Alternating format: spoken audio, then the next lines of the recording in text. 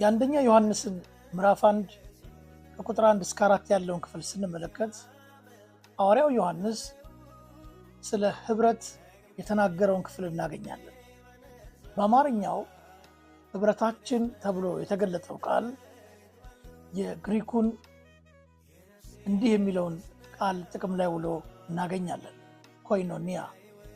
ኮይኖኒያ ማለት ህብረት፣ መካፈል፣ አንድነት፣ ተሳትፎ የሚሉትን ትርጉሞች የሚይዝ ሲሆን ጥቅም ላይ የዋለበትንም ደግሞ ክፍሎች ስንመለከት ሰው ከሰው ጋር ማለትም አማኞች እርስ በርሳቸው ካላቸው ህብረት ጋር እና አማኞች ከአምላካቸው ከእግዚአብሔር ጋር ካላቸው ህብረት ጋር በተገናኘ መልኩ ኮይኖኒያ የሚለው ቃል ጥቅም ላይ ውሎ እንመለከታለን፣ እናገኛለን። ለዚህም እንደ ማስረጃ ማሳየት የሚቻለውን ነገር የተወሰኑ የመጽሐፍ ቅዱስ ክፍሎችን መመልከት እንችላለን። በሐዋርያት ሥራ ምዕራፍ 2 ቁጥር 42 ላይ በሐዋርያትም ትምህርት እና በህብረት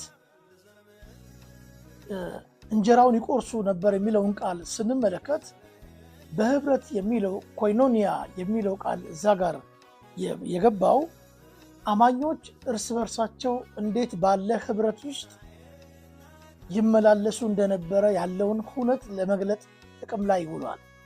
እንዲሁ ደግሞ በአንደኛ ቆሮንቶስ ምዕራፍ 1 ቁጥር 9 ላይ ወደ ልጁ ወደ ጌታችን ወደ ኢየሱስ ክርስቶስ ህብረት እንደተጠራን መጽሐፍ ይናገራል። ይሄ ወደ ልጁ ወደ ኢየሱስ ክርስቶስ ወደ ጌታችን ወደ ኢየሱስ ክርስቶስ ህብረት ተጠርታችኋል የሚለው ይህንን ህብረት ኮይኖኒያ ይለዋል።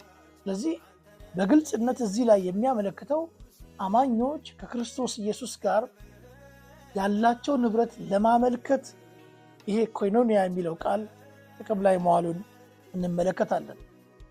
አሁን ደግሞ ባነሳ ነው በአንደኛ ዮሐንስ ምዕራፍ 1 ላይ ቁጥር 3 ላይ ስንመለከት እንደዚህ ይላል፣ እናንተም ከእኛ ጋር ህብረት እንዲኖራችሁ ያየነውና የሰማነውን እነግራችኋለን፣ ህብረታችንም ከአብ ከልጁም ከኢየሱስ ክርስቶስ ጋር ነው ይላል።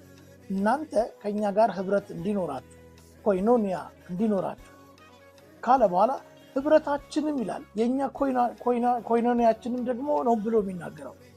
በዚህ ክፍል ላይ ደግሞ ስንመለከት አማኞች እርስ በርሳቸው ያላቸውን ህብረትና ከአምላካቸው ከእግዚአብሔር ጋር ከአብ ጋር ደግሞም ከልጁም ከኢየሱስ ክርስቶስ ጋር ነው ተብሎ እንደተገለጠው ይህ ህብረት አማኞች